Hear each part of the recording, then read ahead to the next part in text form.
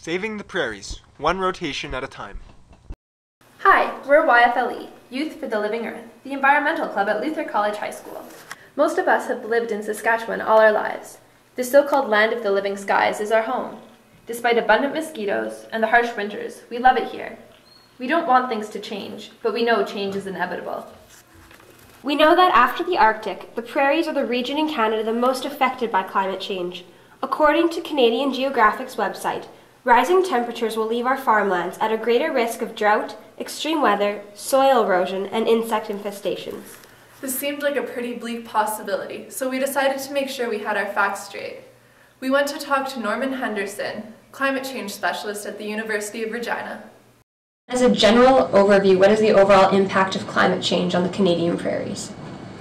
That's a huge question. For most of us, it's the question of water and water supply. You're probably aware that in the prairie provinces, particularly in the south, we're always susceptible to water scarcity, and to the drought is a big problem in the prairies. Historically in Canada, the worst natural disasters in terms of financial impact have been droughts, and they've happened on the prairies. And climate change scenarios suggest, without exception, that we are tracking towards a drier climate over time.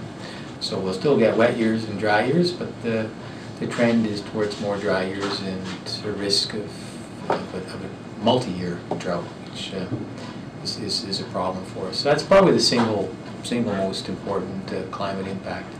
You can take that a little further and think, well, what does that mean? And drier climate affects all sorts of different things. It is an issue for farming. It's an issue for forests in northern Saskatchewan. We may get more forest fires. We need to change the forest management. And it's an issue for people looking to do irrigation. And it's an issue for the area I'm interested in particularly, which is ecosystems. So water, if you think about water and changes in our water supply, that's probably the single most key issue. After confirming that climate change really was having a negative impact on the prairies, we wanted to do our part and help slow down climate change. We figured that renewable energy was a pretty good way to go. So we talked to Will Odie, renewable energy consultant with Keln Solar in Lumsden, Saskatchewan. What are the benefits for using renewable energy sources as opposed to non-renewable sources such as oil? Well, obviously in terms of society and the environment, the advantage is that you're not using conventional energy sources, which are, here in Saskatchewan, for example, electricity is produced primarily by the burning of coal. As most people know, coal isn't by any means the cleanest power around at all. Obviously, you try and suit the renewable energy to where you're situated. Given where we are in the wide open plains of Saskatchewan, by and large, the wind resource is a good one.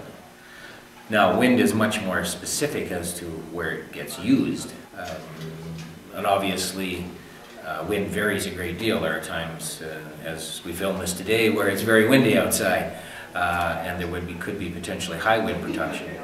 On the other hand, there's times when there's no wind at all. And one of the things about grid-tied wind, of course, is that if you can get a lot of production in a short period of time, somebody is going to be using that somewhere, and you will be substituting that for some other conventional energy that is being used.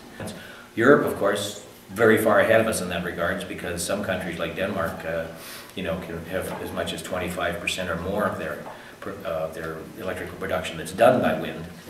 So they've learned how to balance the sort of supply-demand of electricity. And even wind, obviously small machines that one might put up outside a residence or house are not going to affect the grid substantially. But as the numbers of those machines increase across the province, they will start to contribute in the same way as big machines do, and they'll become more of a force. After hearing from the experts, we were more determined than ever to do something to help our prairies.